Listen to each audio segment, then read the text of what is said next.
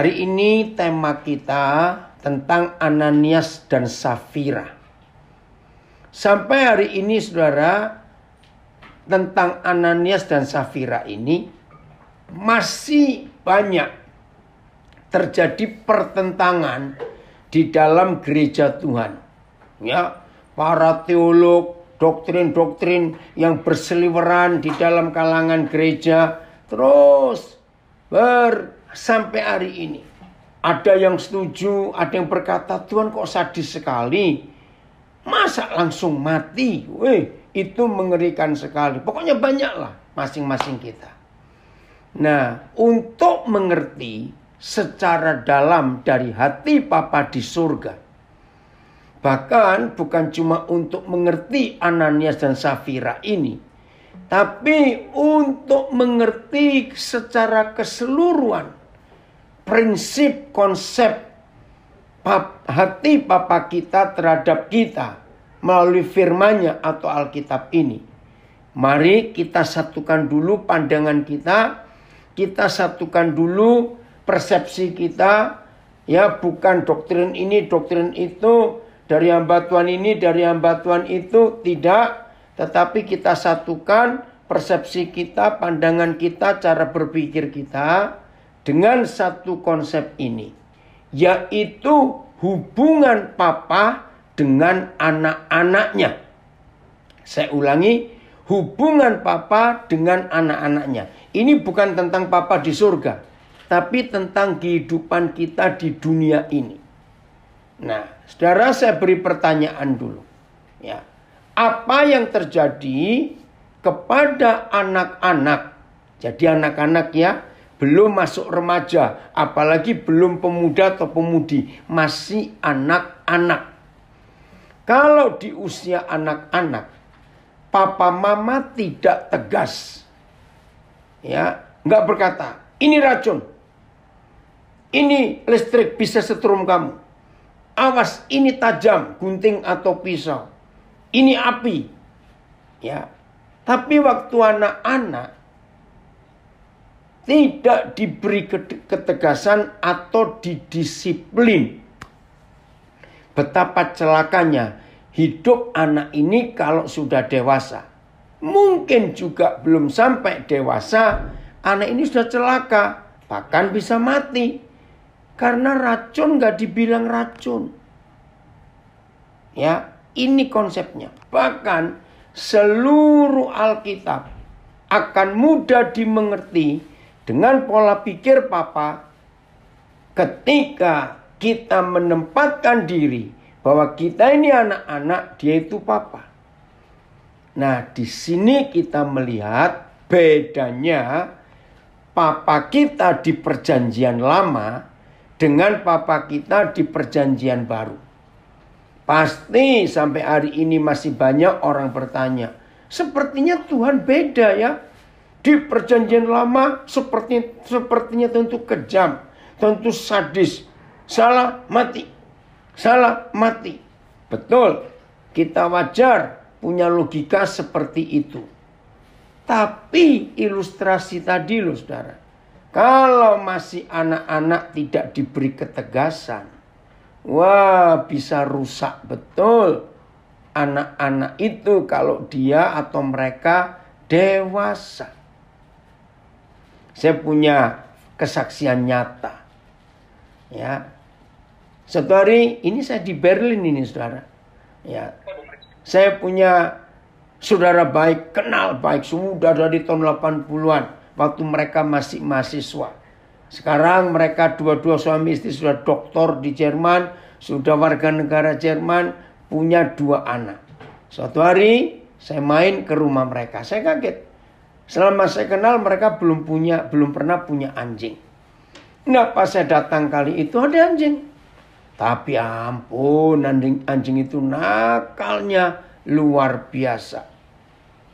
Nah, terus saya tanya, ini anjing kok bisa seperti ini, kenapa? Nah, terus anaknya, salah satu anaknya jawab, karena salah didikan. Loh, maksudnya salah didikan kenapa?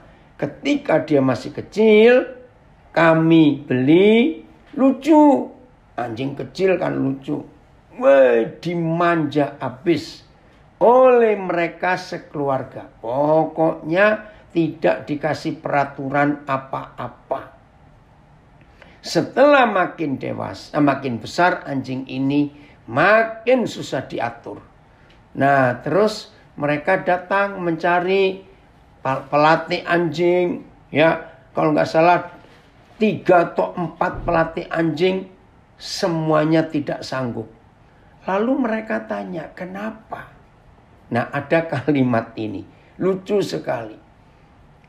Kalimatnya bilang, anjing ini lupa kalau dia anjing. Loh, kok bisa anjing lupa kalau dia anjing? Dia lupa karena dia dididik, diajari hal yang tidak ada batasannya. Jadi anjing ini sudah susah maunya sendiri. Karena nggak pernah dididik dengan baik. Itu anjing loh saudara. Saya dengar itu ya geli ya tertawa. Tapi mikir. Itulah prinsip anak-anak. Coba kita buka ayat pertama dulu. 1 Raja-Raja 1 ayat 6. Makasih An. Ini berapa hari ini Papa nggak lihat kamu muncul An. Iya. Baru hari ini muncul. Sibuk apa saja ini anak saya satu ini. Ya. 1 Raja-Raja 1 ayat yang ke-6.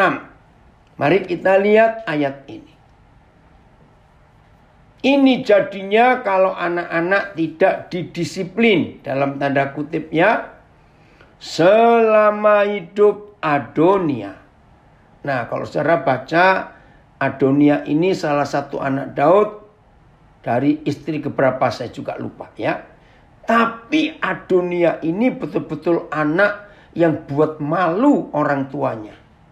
Maka itu sekalipun Daud itu keluarga yang diurapi. Tapi kalau anak-anak tidak didisiplin, anak-anak tidak dididik dengan baik waktu masih anak-anak, ya jadi begitu. Selama hidup Adonia. Jadi baca kisah Adonia nanti setelah kita belajar bersama-sama ini. Kita nggak akan membahas Adonia sekarang. Karena kita lagi belajar tentang Ananias dan Safira. Tapi Adonia ini minta ampun betul. Membikin malu buat malu orang tua. Karena selama hidup Adonia ayahnya belum pernah menegur. Belum pernah mendidik. Belum pernah mendisiplin dengan ucapan. Padahal ucapan sederhana ini buat anak-anak itu penting. Dengan ucapan, mengapa engkau berbuat begitu? Nah, padahal wajar sekali. Anak itu didisiplin, ditegur, diberitahu. Daud tidak. Istilah Jawa, ngubar anak itu, membiarkan. Istilah sederhana, manjakan anak. Alasannya sangat klasik. Hampir semua keluarga Asia, keluarga orang timur, pasti ini terjadi. Alasannya, Adonia itu cakep, elok perawakannya. AYT memang dia sangat tampan. Terjemahan lama, dan lagi ia pun sangat elok rupanya. Terus MILT. Dan dia pun sangat gagah perawakannya. Selabir, parasnya sangat tampan. Ya, AVB, parasnya sangat tampan. Lihat ini. Orang Asia kan begitu. Kalau punya anak laki pertama cakep lagi. Biasanya dipuji-puji, dimanjakan. Apalagi kalau cucu ini cucu pertama bagi opanya. Dan mirip opanya juga. Lalu opanya akan bilang ke anak-anaknya, biar dia di rumah opa-oma saja. Karena nggak ngerti. Kalau nggak didisiplin, nggak dididik.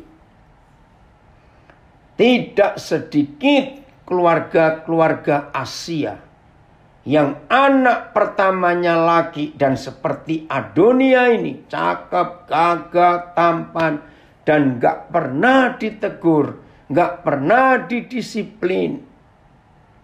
Rusak, saudara. Kalau sudah dewasa rusak. Maaf, saya cerita saja. Saya percaya belajar via Zoom, Instagram, Facebook, dan audio rekaman ini pasti ada yang pernah tahu. Begini, selama saya hidup, tidak sedikit saya ketemu anak-anak pertama laki yang dimanjakan habis oleh orang tuanya, oleh opa omanya. Sudah menikah, sudah punya anak, tidak bisa bertanggung jawab, bikin susah orang tuanya.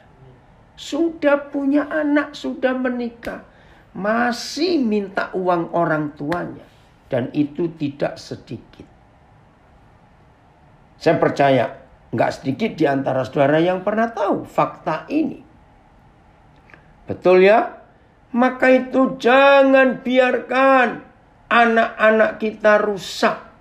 Terjemahan bahasa modern, Absalom meninggal, Adonia putra Raja Daud dan Hagit menjadi putra yang tertua. Adonia seorang pemuda yang sangat kacak. Oh, ini bahasa Melayu. Raja Daud, ayahandanya, ya mana? Raja Daud tidak pernah memarahi Adonia. Walaupun dia berbuat salah, ya. Adonia ingin sekali menjadi raja. Oleh karena itu dia melengkapi dirinya dengan kereta, kuda, dan semuanya. Saudara, ini mengerikan sekali. Nggak pernah ditegur, nggak pernah didisiplin, nggak pernah diperingatkan. Nah, ini yang berbahaya. Bahkan tidak sedikit, maaf ini, mama. Oh, Patinus Kogoya, hari ini kamu ulang tahun ya. Selamat ulang tahun. Ini anak saya dari Nabire. Ya, benar sekali firmannya. Betul. Selamat ulang tahun, Tinus. Ya. Nah, anak yang dimanja. Maaf ini. Mudah-mudahan gak ada mama-mama yang tersinggung. Mama-mama hati-hati dengan anak-anak yang ketika dia ingin belajar, ya, ketika dia ingin belajar untuk ngerjakan apa-apa sendiri, tiba-tiba mamanya datang. Nggak usah, biar mama saja, nggak usah. Tolong ya, kalau ada mama-mama seperti itu bertobat hari ini. Sebelum anakmu kalau dewasa, dia jadi rusak. Karena anak yang selalu dikatakan mamanya, biar mama saja. Anak itu pasti manja. Karena nggak pernah bisa bertanggung jawab. Ngeri. Minggu yang lalu atau 10 hari yang lalu saya lupa. Saya masih di Palembang. Nah, bersama dengan beberapa keluarga anak saya. Lalu ada salah satu cucu saya ikut. Umurnya hampir 8 tahun. Bayangkan, hampir 8 tahun. Nah, kami makan 2 meja. Cukup rame. Nah, cucu saya ini suka sekali kepiting. Nah, ketika dia diberikan kepiting. Ini anak 7 tahun lebih loh, saudara. Mudah-mudahan keluarga mereka ikut dengar ini. Sampai anak saya dari Surabaya yang ikut itu heran. Saudara, dia makan kepiting tidak mau dibantu oleh mamanya. Wah, itu luar biasa, saya juga bangga. Lalu papa mamanya cerita, dia sejak kecil begitu, apa-apa mau sendiri. Dan itu bagus. Nah, ketika anak saya dari Surabaya komen begitu, saya nyeletuk, maaf ini kalau ada yang tersinggung bertobatlah. Saya sering ketemu suami-suami manja. Makan kepiting saja minta istrinya ngupasin kulitnya. Saya mau tonjok suami kayak begitu itu ya. Manja bener kamu. Sudah tua kayak anak kecil. Maaf ini saya ngomong. Jadi anak ini saudara. Oh, dari Somlaki. Tani Mbak Radir juga. Anak ini sampai habis 1 ekor kepiting. Wih, waktu saya lihat juga cara dia bersihkan bersih. Nah, ini yang kita harus tahu. Maka itu papa-papa, mama-mama, kalau anak kita baru umur 1 tahun, pengen makan sendiri, jangan dilarang. Walaupun berantakan. Jangan begitu Agatha, jangan ngomongin suami ya, berdosa loh. Ini ada yang ngomongin, suaminya manja begitu. Maaf ini ya. Jadi kalau anak saudara baru umur 1 tahun kurang lebih, itu maunya makan sendiri, berantakan, aduh kemana-mana. Justru harus bangga. Anak itu mandiri. Jangan ditolong, jangan dimarahi, jangan, biarkan.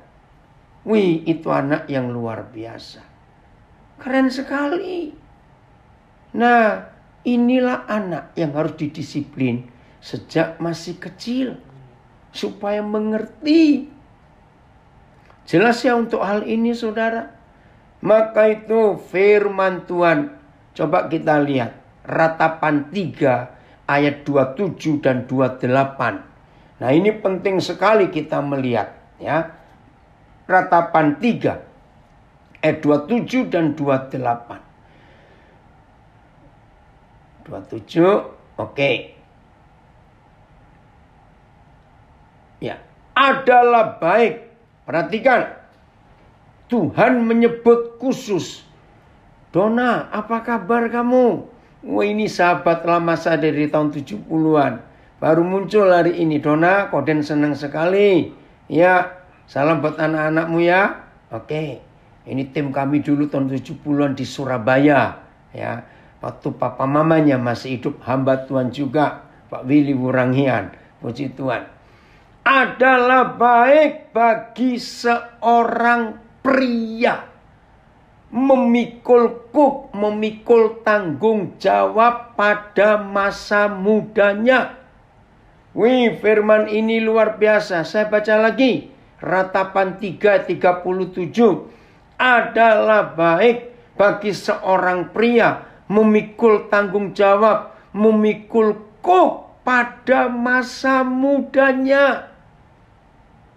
Lihat ini. Oh, teman SMP ada yang paham Wurangian juga. Agatha ya, nanti boleh cerita. Oke ya. Terus ayat 28. Biarlah ia duduk sendirian. Sendirian. Biarlah. Dan berdiam diri. Kalau Yahweh membebankan kuk atau tanggung jawab itu. Saudara, bukan tanpa alasan. Bapa di surga berfirman untuk kita. Dan firman ini relevan. Firman ini berlaku sampai hari ini di seluruh dunia.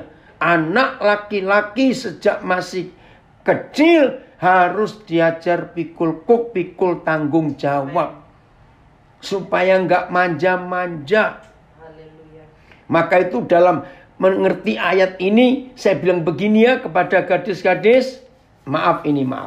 Jadi kalau kita melihat 2 ayat ini, Ratapan 3 ayat 27 dan 28, berarti seharusnya semua tangan cowok harus kasar. Amen. Karena pikul tanggung jawab, kerja. Nah, maka itu gadis-gadis, kalau kamu kenalan dengan cowok, coba rasakan. Ya sekarang sih selama COVID gak boleh salaman, tapi ini ilustrasi lah ngerti. Kalau cowok itu tangannya kasar, berarti dia pekerja keras. Kalau cowok itu tangannya halus, itu namanya anak mama. Suka dimanjakan oleh mamanya. Maka itu kalau saya konseling pranikah, salah satu pertanyaan wajib saya bagi pengantin pria, calon pengantin pria, jawaban pertanyaan saya ada 3. Ini yang utama. Salah satu. Oke. Harus bisa cuci pakaiannya sendiri tanpa mesin cuci. Pakai tangan. Awas. Nomor 2. Laki-laki remaja muda harus bisa melicinkan, mensetrika pakaiannya sendiri. Harus bisa. Nomor 3. Harus bisa masak nasi sendiri. Ya, ini boleh pakai rice cooker. Jangan pakai kukusan, pakai dandang zaman dulu. Nggak masak nanti. Maaf. Harus. Supaya engkau para gadis, kalau menikah, maaf ini ya, jangan jadi pembantu suamimu. Yes. Itu dia harus bisa sendiri. Dengar baik-baik ini ya, anak laki. Nah, jadi di perjanjian lama itu masih anak-anak. Maka itu Tuhan mendisiplin. Salah dihukum. Salah dihukum. Tidak boleh salah ditimbang-timbang, gak bisa. Itu anak masih kecil. Harus tegas.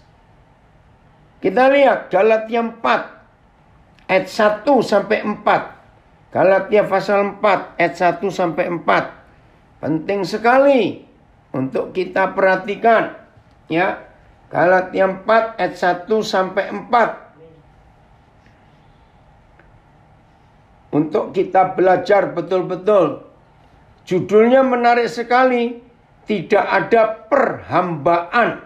Ya, tidak ada perhambaan. Karena kita sudah jadi anak-anak yang dewasa. Ya, oke. Ntar saya. Yang dimaksud ialah. Selama seorang ahli waris belum akil balik. Sedikit pun ia tidak berbeda dengan seorang hamba. Sungguh pun ia adalah tuan dari segala sesuatu. Begini ya ilustrasinya. Ya. Ini ada komen dari sahabat baik saya, Pak Rudi. Lek ora iso nyetrika, karena dia orang Tuban ngomongnya Jawa. Lek ora iso nyetrika ra oleh rabi ya koden. Kos kalau nyuci gampil ono mesin. Ya, kasihan istrinya nanti, ya. Jadi Galatia 4 ayat 1 itu begini, Saudara. Kalau ada orang kaya raya, konglomerat, punya anak, tapi masih kecil. Di bawah 10 tahun. Walaupun anak itu ahli waris. Jelas karena bapak mamanya kaya betul. Tapi kalau masih kecil, maka walaupun mereka itu ahli waris, mereka nggak lebih dari seorang hamba, budak. Loh kenapa? Karena ada yang ngemong bahasa Jawa, ada yang mengasuh. Ayat 2 lihat. Karena ia berada di bawah perwalian dan pengawasan.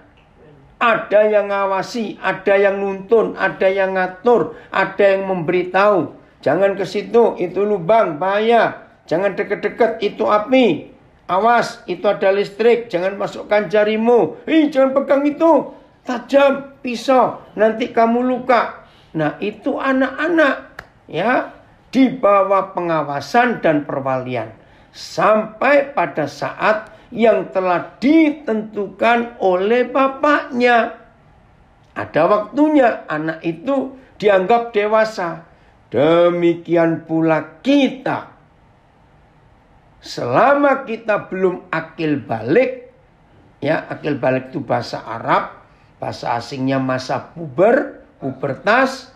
Kalau bahasa Indonesianya bagus, pancaroba. Itu zaman dulu ada kata itu. Waktu saya masih kecil. Sekarang sudah tidak dipakai, orang ngerti. Pancaroba itu betul seperti peralihan.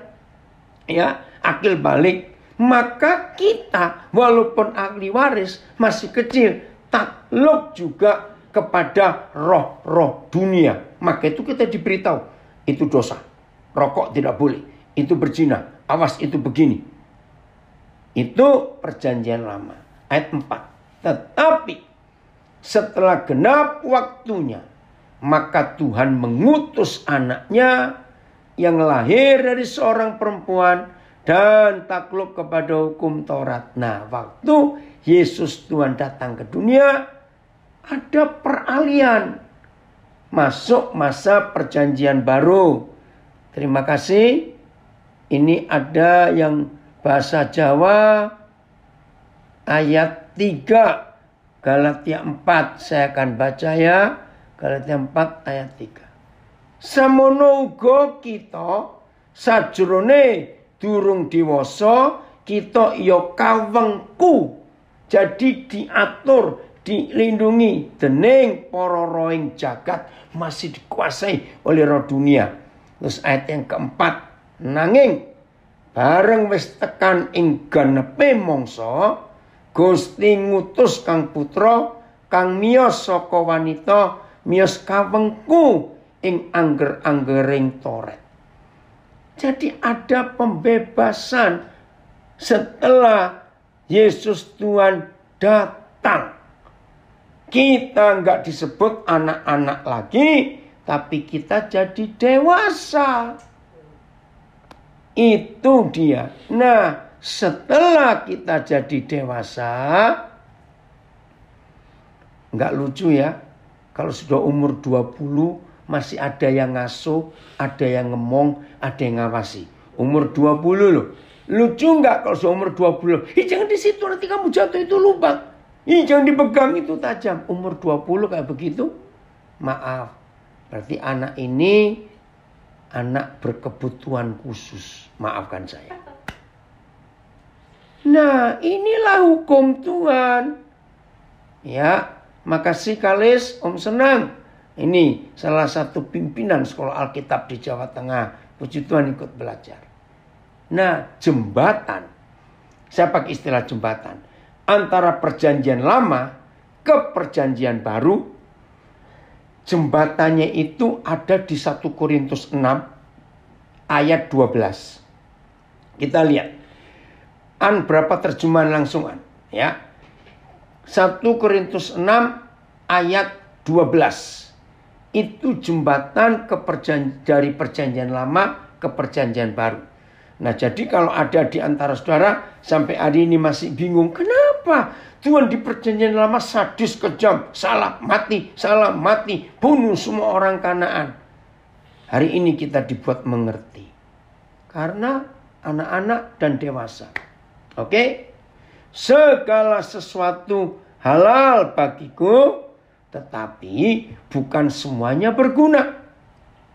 Segala sesuatu halal bagiku, tetapi aku tidak membiarkan diriku diperhamba oleh suatu apapun. Oke, ini FAYH. Saya baca yang di Instagram, di Facebook ya. Dan demikianlah, enggak apa-apa, Galatia 4 tadi ya, Galatia 4. Dan demikianlah keadaan kita sebelum Kristus datang. Kita dahulu menggambarkan diri kepada hukum dan upacara Yahudi. Sebab kita mengira bahwa semua itu dapat menyelamatkan kita. Tetapi ketika waktunya tiba, waktu yang sudah ditentukan Tuhan, yang mengutus anaknya dilahirkan seorang wanita sebagai orang Yahudi. Terima kasih untuk itu. Oke, saya baca lanjut.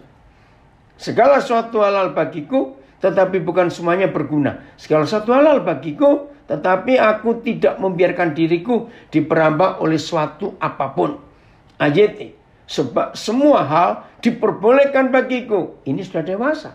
Sudah ngerti. Tetapi tidak semuanya berguna. Memang semua hal diperbolehkan bagiku. Tetapi aku tidak mau diperhamba oleh apapun. BIS. Ada yang berkata bahwa setiap orang boleh melakukan segala sesuatu. Tetapi bagi saya tidak semuanya berguna. Jadi ya, meskipun saya boleh melakukan apa saja, tetapi saya tidak mau membiarkan diri saya dikuasai, diikat, dibelenggu oleh apapun juga. TSI. Nah, ada kata ini ya bagus, TSI. Nah, tentu akan ada yang berkata, kita pengikut Kristus diperbolehkan berbuat apa saja dan makan apa saja. Tetapi saya menjawab bahwa tidak semua hal berguna. Dan saya tidak mau membiarkan hal apapun dalam hidup saya menjadi alat iblis untuk menguasai saya. Luar biasa. FAYH. Saya dapat berbuat sekehendak. Saya ulangi. Saya dapat berbuat sekehendak hati. Seandainya Kristus tidak mengatakan jangan. Tetapi beberapa hal tertentu tidak baik bagi saya. Sekalipun saya dibolehkan. Saya tidak akan melakukannya. Kalau saya merasa bahwa hal itu mungkin menguasai saya. Sehingga sukar bagi saya untuk melepaskannya. Nah, saya harap dengan beberapa terjemahan ini saudara nangkap sesuatu. Contoh kecil. Merokok boleh tidak? Kalau saya jawab, ya pakai ayat ini. Silakan. Tapi ada dua hal. Baca bungkus rokoknya. Itu racun dan membunuh. Maka gobloknya yang masih suka rokok. Karena racun dan membunuh. Yang kedua, itu merusak kesehatan. Saya sering berkata, belum kaya bakar duit. Sombong kamu, maaf itu. Alkohol, boleh atau tidak? Nah jawabannya, segalanya boleh. Tapi sudah tahu nggak akibatnya? Sekali mencoba alkohol, sulit lepas. Lalu ada yang berkata, tapi kalau nggak mabuk, ya sekarang nggak mabuk. Nah kalau nanti, ada yang pakai surat Timotius. Salah besar. Yang dimaksud oleh Paulus pada waktu zaman itu adalah jus anggur yang belum difermentasi. Jadi beda. Yang sudah ada alkoholnya, maka saripati istilahnya ya. Saripati itu esensnya, aslinya anggur itu rusak karena difermentasi.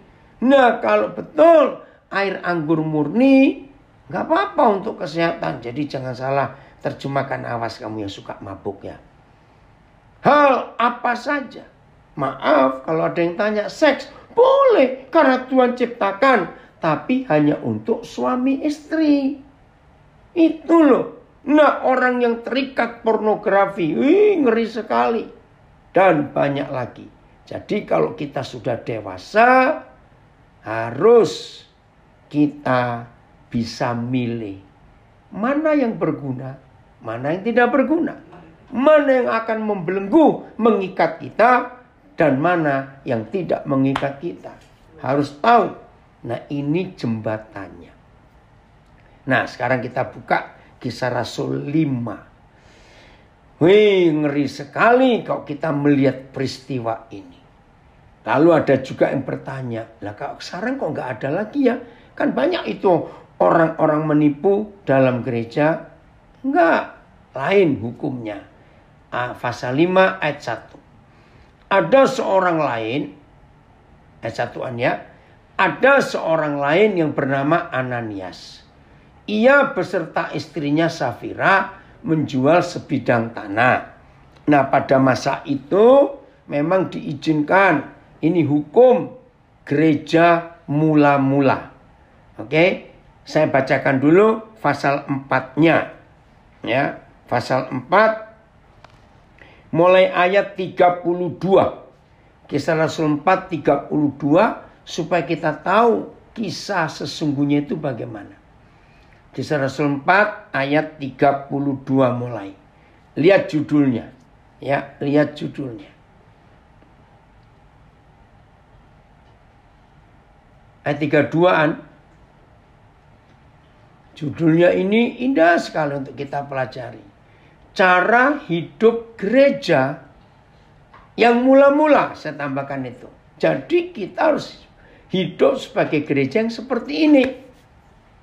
Adapun kumpulan orang yang telah percaya itu, mereka sehati dan sejiwa, dan tidak seorang pun yang berkata bahwa sesuatu dari kepunyaannya adalah miliknya sendiri. Tidak ada kata itu. Tetapi segala sesuatu adalah kepunyaan mereka bersama. Wih, yang keren saudara. Ayat ini, perikop ini, Kisah Rasul 4 ayat 32 sampai ayat yang ke-37. Ayat inilah, perikop inilah yang membuat Karl Marx. Masih ingat Karl Marx? Penemu komunis. Ini yang saya kaget. Penemu komunis itu menemukan ayat ini. Yang belum tahu hari ini supaya saudara kaget. Jadi ayat ini yang membuat Karl Marx sadar. Karena dia itu mahasiswa teologi. mungkin tidak selesai. Nah, masa itu Eropa hancur karena perang. Kemiskinan di mana-mana. Lalu Karl Marx melihat, maaf ya, waktu itu Roma Katolik, maaf. Melihat di gereja-gereja Eropa waktu itu kaya-kaya, emasnya kekayaannya, apalagi yang di Roma, maaf. Nah, Karl Marx melihat komunis itu dari kata komuni. Bagi orang Katolik, komuni itu adalah ibadah ekaristi. Artinya pemecahan tubuh Kristus kepada umat. Nah, komuni kalau diinggriskan communion. Maka itu akhirnya ada istilah Holy Communion, perjamuan kudus. Nah, kata komuni itu muncullah kata komunikasi. Lahir lagi kata komunitas. Itu artinya Tuhan berkomuni, bersekutu dengan manusia. Jadi waktu itu Karl Marx berteriak, "Hei para pemimpin gereja, berkomunilah kamu dengan rakyat, dengan jemaat yang banyak yang miskin itu. Jadilah seperti Kristus, apa yang ada jual dan bagikan." Itu tujuan komunis. Jadi Karl Marx tidak bermaksud untuk membuat anti Tuhan, ateis, tidak percaya Tuhan. Bukan. Saya baca lagi ayat 32.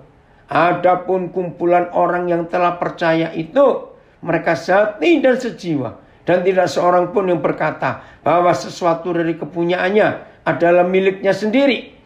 Tetapi segala sesuatu adalah kepunyaan mereka bersama. Dan dengan kuasa yang besar, rasul-rasul memberi kesaksian tentang kebangkitan Tuhan Yesus. Dan mereka semua hidup dalam kasih karunia yang melimpah-limpah. Coba ayat 33 pakai terjemahan yang lain. Ini luar biasa. Maka kalau gereja zaman sekarang, apalagi selama pandemik ini, gereja harus kembali ke pola hidup gereja mula-mula Kisah Rasul 4. Sehingga nggak ada yang kekurangan. Lalu dengan kuasa yang besar, para rasul memberikan kesaksian mereka tentang kebangkitan Tuhan Yesus. Dan anugerah yang besar ada atas mereka semua. BS, dengan kuasa yang besar, rasul-rasul itu memberi kesaksian bahwa Yesus hidup kembali. Maka Tuhan sangat memberkati mereka. TSI. Dan dengan kuasa besar, rasul-rasul memberitahukan kesaksian mereka bahwa Tuhan Yesus sudah dihidupkan kembali dari kematian. Dan Tuhan terus saja menunjukkan bahwa Dia sangat baik hati kepada semua orang percaya. MELT. Dan anugerah yang besar ada atas mereka semua. Selebih, dan Tuhan mencurahkan rahmat-Nya berlimpah-limpah atas mereka semua. Ini sungguh luar biasa, saudara. Selama pandemik ini kita melihat betapa banyak kehidupan yang sengsara. Maka itu gereja harus mau berbagi. Jadi zaman itu apa yang mereka punya, kalau mereka nggak pakai, itu dijual. Lalu mereka bagikan kepada yang susah. Kembalian ke yang satu terjemahan. Ayat 34. Keren sekali, saudara. Maka itu kalau kita belajar tentang Ananias dan Safira, ini caranya. Ayat 34-an. Ya, sebab, perhatikan, ini hukum kasih. Ini prinsip gereja yang benar. Sebab tidak ada seorang pun yang berkekurangan di antara mereka. Kenapa nggak ada yang kekurangan? Karena semua orang yang mempunyai tanah atau rumah menjual kepunyaannya itu yang nggak kepake ya. Jangan jual rumah keluarga, lalu anak-anak mau taruh mana? Ini yang punya barang-barang yang gak kepakai. Jangan cuma disimpan. Saudara, awal April yang lalu saya kaget. Saya punya kelompok khusus para gembala. Tiba-tiba masuk ke WA grup kami para gembala. Ada 28 gembala. Selama pandemik ini, maaf ya saya berkata, nggak ada kolekte, nggak ada persembahan jemaat. Lalu 28 gembala ini mengajukan permohonan. Apakah ada cara lain untuk kami mulai kerja atau bagaimana? Karena kalau minta jemaat pun mereka juga susah masa pandemik ini. Saudara bayangkan. Ya lalu kami buat sesuatu. Paling tidak memodali istri gembala. Maka itu saudara kata full time dalam gereja. Itu salah besar. Maka itu harus saling berbagi. Apalagi kalau kita pakai Kisah Rasul 20 ayat 33 sampai 35. Paulus itu gembala. Tapi dia kerja sehingga tidak membebani jemaat. Dia punya penghasilan. Bahkan dia bisa mencukupkan apa kebutuhan pelayanannya. Malah dia bisa mencukupi keperluan teman-teman seperjalanannya. Luar biasa kasihan. Tapi hebat juga loh. Ada berapa orang selama pandemik ini. Saya kenal banyak suami-suami yang gak bisa masak. Selama pandemik jadi bisa masak. Betul tidak? Ada istri-istri yang hidupnya cuma sosialita saja. Gak pernah masuk dapur karena pandemik. Mau gak harus masuk dapur. Lalu mereka jual masakan online. Wih seru-seru itu. Betul tidak? Ada orang gak pernah buat kue. Wih jadi belajar buat kue. Laku juga. Nah itulah hidup jemaat yang benar. Oke, saya ulangi lagi 34 Kisah Rasul 4 ini. Sebab tidak ada seorang pun yang berkekurangan di antara mereka. Karena semua orang yang mempunyai tanah atau rumah menjual kepunyaannya itu. Dan hasil penjualannya itu mereka bawa. Dan mereka letakkan di depan kaki rasul-rasul. Untuk dibagi-bagikan kepada setiap orang sesuai dengan keperluannya. Maka itu gak ada yang kekurangan, gak ada yang kelaparan di antara mereka. Hebat ya? Ayo kita bagi. Ayo. Maaf, saya cuma cerita. Ini jauh sebelum ada pandemi. Seperti contoh, saya ada di Jambi. Nah, lama ini saya nggak ke Jambi. Minta maaf ini pada tim pesat anak saya di Jambi. 10 tahun dihitung. Saya nggak ngitung. Mereka ngitung. Nah, bayangkan saya terakhir ke sini 2011 katanya. Ya udahlah, maafkan saya.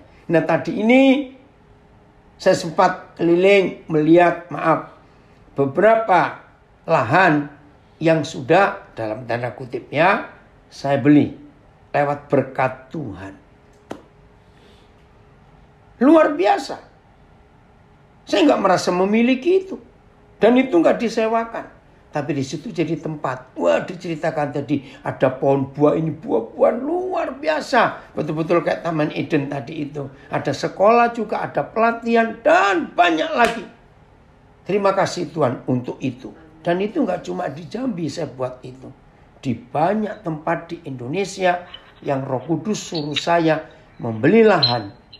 Bukan disewakan, bukan dikontrakkan.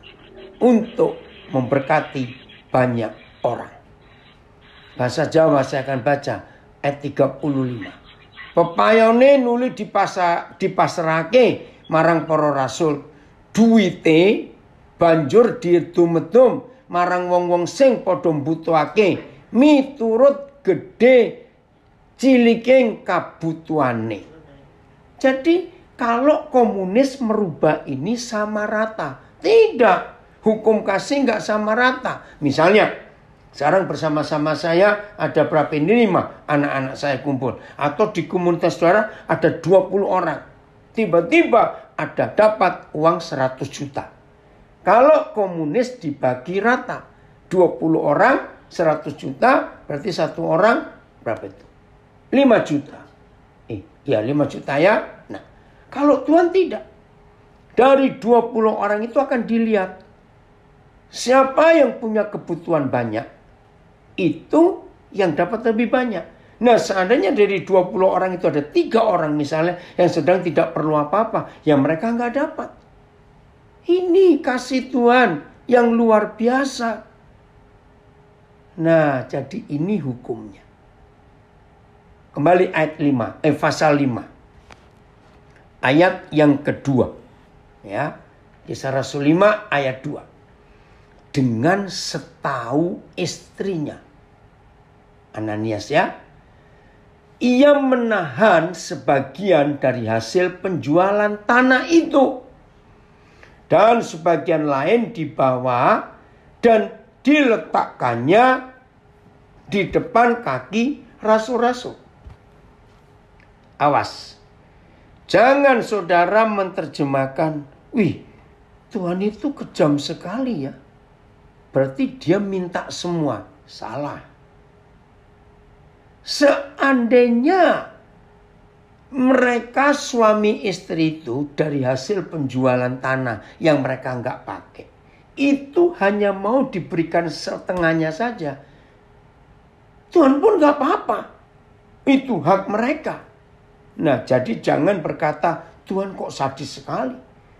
Terus, tetapi Petrus berkata, nah Petrus penuh Roh Kudus, tahu motivasinya. Ananias, mengapa hatimu dikuasai iblis? Wih, ngeri sekali. Sehingga engkau mendustai Roh Kudus dan menahan sebagian dari hasil penjualan tanah itu. Lagi sekali, Tuhan gak rakus, Tuhan gak mau semua. Tuhan mau ketulusan dan kejujuran. Catat itu baik-baik. Selama tanah itu tidak dijual, bukankah itu tetap kepunyaanmu? Dan setelah dijual, bukankah hasilnya itu tetap dalam kuasamu? Lihat ini. Mau diberi berapa urusanmu? Tuhan gak rakus. Mengapa engkau merencanakan perbuatan itu dalam hatimu? Engkau bukan mendustai manusia, tapi mendustai Tuhan. Ketika mendengar perkataan itu, rebalah Ananias dan putuslah nyawanya. Wih, ngeri sekali. Maka sangatlah ketakutan semua orang yang mendengar hal itu. Saudara, lagi sekali ini didikan Tuhan untuk gereja mula-mula. Yang masih juga dalam arti masih anak-anak. Harus didisiplin. Kalau anak-anak tidak didisiplin, gedenya pasti rusak. Karena nggak tahu salah dan benar itu yang mana. Saudara, ini konsep yang penting. Lagi sekali Tuhan nggak minta uang kita, tidak. Dia hanya mau ketulusan kita. Ayo kita hidup berbagi. Dengan siapapun juga. Ayat 6. Lalu datanglah beberapa orang muda. Mereka mengapani mayat itu. Ya, dikafani karena mau dikubur. Mengusungnya keluar dan pergi menguburnya. Kira-kira 3 jam kemudian masuklah istri Ananias. Tetapi ia tidak tahu apa yang telah terjadi. Kata Petrus kepadanya, katakanlah kepadaku, dengan harga sekian tanah itu kamu jual? Apa yang kita pelajari dengan perkataan Petrus ini? Tuhan kan baik hati. Jujurlah, tuluslah. Lagi sekali, ini hati Tuhan kita yang luar biasa. Kata Petrus kepada Safira, katakanlah kepadaku, dengan harga sekian tanah itu kamu jual? Jawab perempuan itu, betul sekian. Padahal ada kesempatan loh untuk jujur. Kata Petrus, mengapa kamu berdua bersepakat untuk mencobai roh Tuhan? Lihatlah, orang-orang yang baru mengubur suamimu berdiri di depan pintu. Dan mereka akan mengusung engkau juga keluar. Saudara, kita belajar apa? Wibawa gereja. Ya, kita belajar wibawa gereja.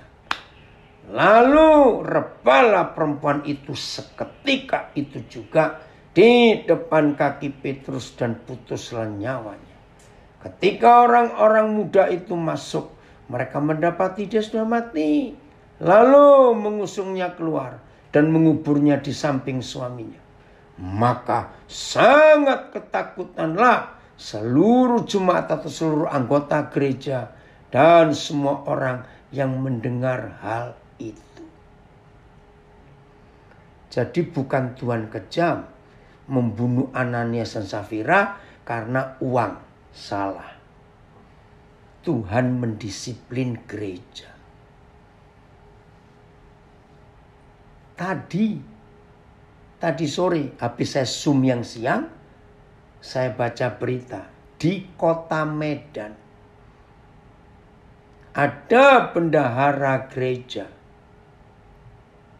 menggelapkan uang persembahan 200 sekian puluh juta. Aduh, malu sekali. Itu berita. Coba cari berita itu. Disebut lagi nama gerejanya. Disebut lagi nama bendaharanya. Ampuni. Jadi gereja harus didisiplin. Apalagi soal uang. Bukan Tuhan mau uang. Tapi kita harus jujur. Hidup dalam kebenaran. Apalagi zaman susah seperti ini, saudara.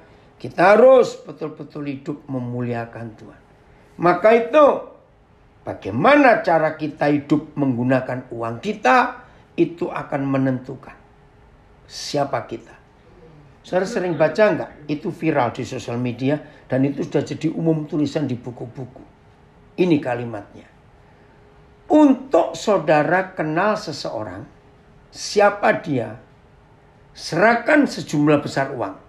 Dan bagaimana cara dia gunakan dan dia gunakan untuk apa, nah itu orangnya. Saya setuju kalimat itu. Betul tidak? Orang itu bisa dikenal ketika dia punya uang banyak bagaimana. Ada istilah Jawa, susah untuk mencari bahasa Indonesianya, kemaruk. Dalam bahasa Jawa kemaruk itu artinya begini. Orang yang gak pernah punya banyak, tiba-tiba punya banyak.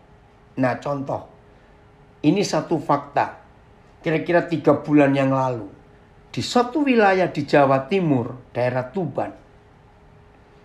Dibuat jalan tol ya.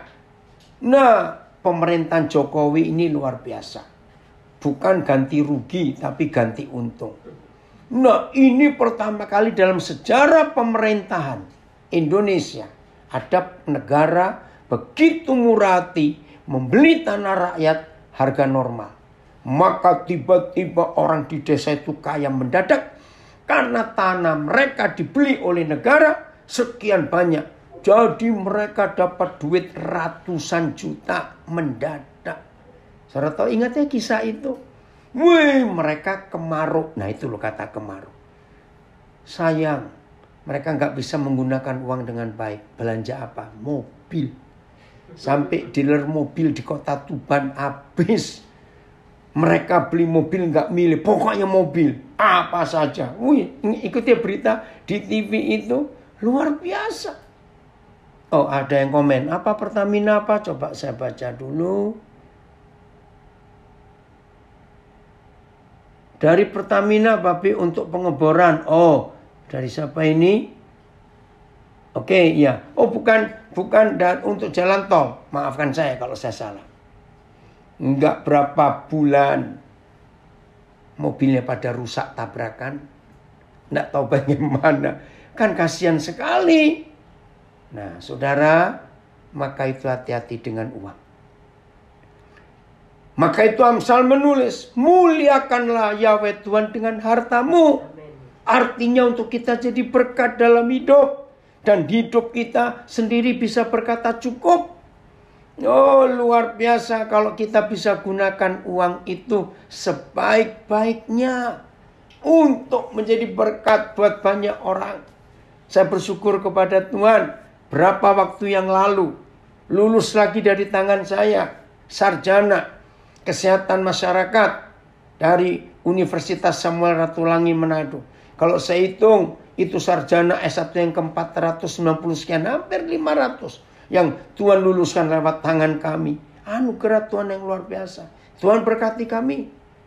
Tapi kami gunakan untuk memuliakan Tuhan.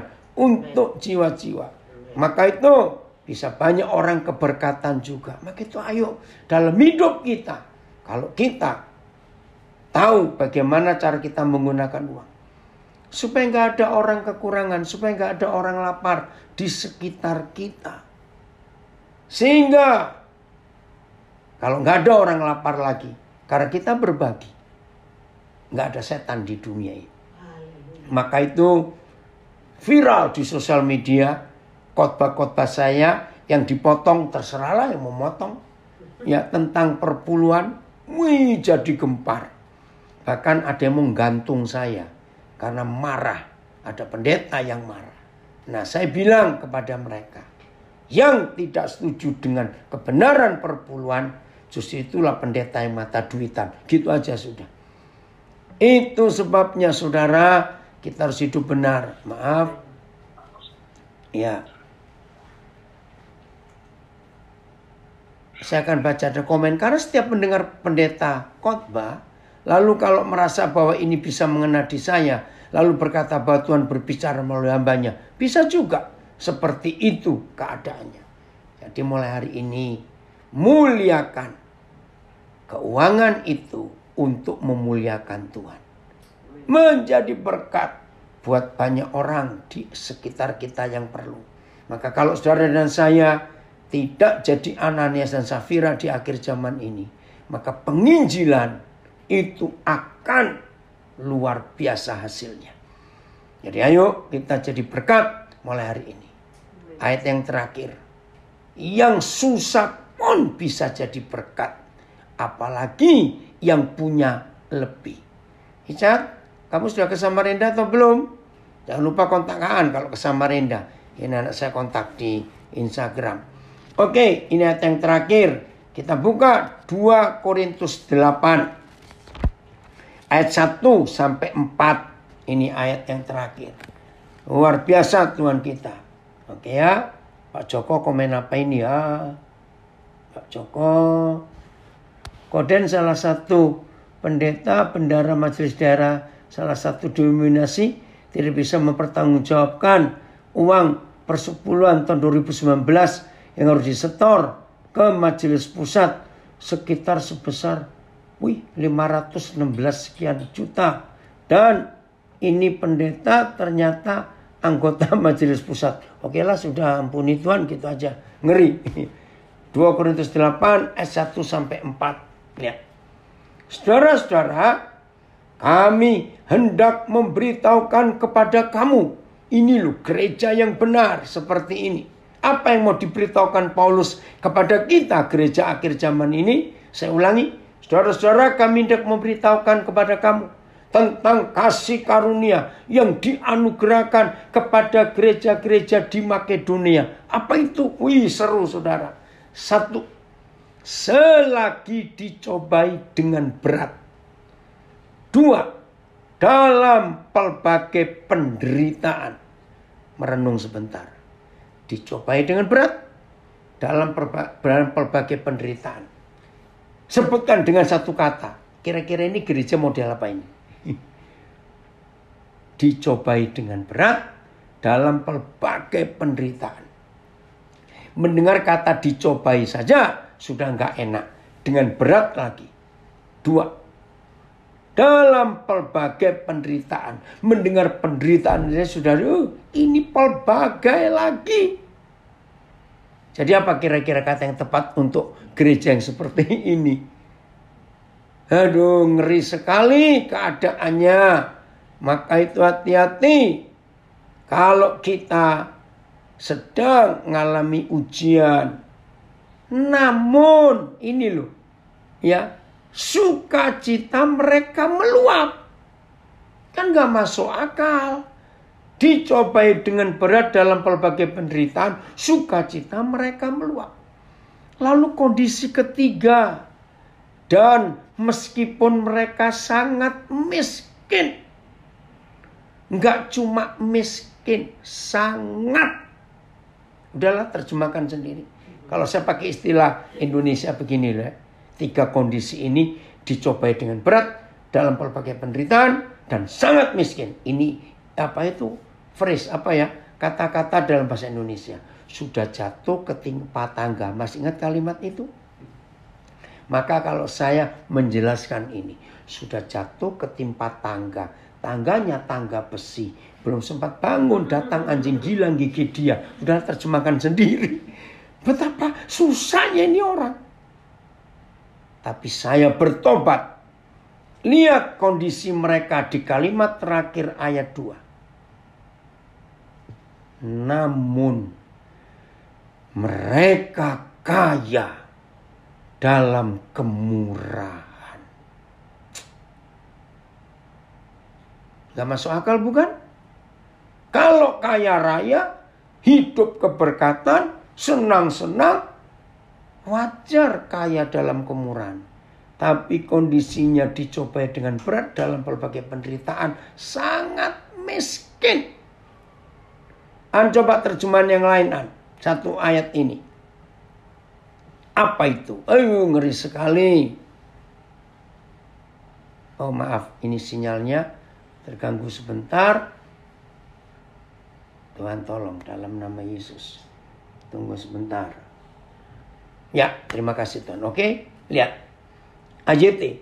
Bahwa dalam banyaknya ujian, penderitaan, kelimpahan sukacita, dan besarnya kemiskinan mereka telah berkelimpahan dalam kekayaan ketulusan hati mereka. Kurang jelas. PS. Mereka sudah diuji dengan kesukaran-kesukaran yang berat. Tetapi di tengah-tengah kesukaran-kesukaran itu, mereka bergembira dan sangat murah hati dalam memberikan sumbangan untuk menolong orang lain meskipun mereka miskin sekali. TSI. Mereka sedang diuji dengan banyak penderitaan. Tetapi karena kebaikan hati Tuhan itu, sukacita mereka melimpah. Sehingga mereka memberi bantuan dana dengan sangat murah hati. Ini yang saya bingung, dari mana? Biarpun mereka sangat miskin, tetapi mereka menjadi kaya dalam hal memberi. Dahsyat. MLT. Sebab dalam banyaknya ujian kesukaran, ada kelimpahan sukacita mereka. Dan kemiskinan mereka yang parah telah berkelimpahan dalam kekayaan ketulusan mereka. Meskipun mereka diuji oleh banyaknya kesusahan, kegembiraan mereka amat melimpah. Bahkan meskipun mereka sangat papa, ya, mereka kaya dalam kemurahan hati. Sungguh pun mereka banyak diuji dengan kesusahan, namun kegembiraan mereka melimpah. Walaupun mereka sangat miskin, mereka kaya dalam kemurahan hati. Hari ini semua kita harus bertobat. Apalagi yang kaya-kaya mengeluh terus. Bertobat kamu, sudah kaya mengeluh terus. Yang miskin seperti ini saja, aduh, hatinya melimpah dengan sukacita. Kemurahannya malah memberi bantuan. Hebat sekali. Kembali ke terjemahan yang satu. Ayat 3 sekarang. Aku bersaksi. Paulus nggak omong kosong. Aku bersaksi bahwa mereka telah memberikan menurut kemampuan mereka. Bahkan melampaui kemampuan mereka. Dengan kerelaan sendiri. Ini yang saya ngeri saudara. Terharu.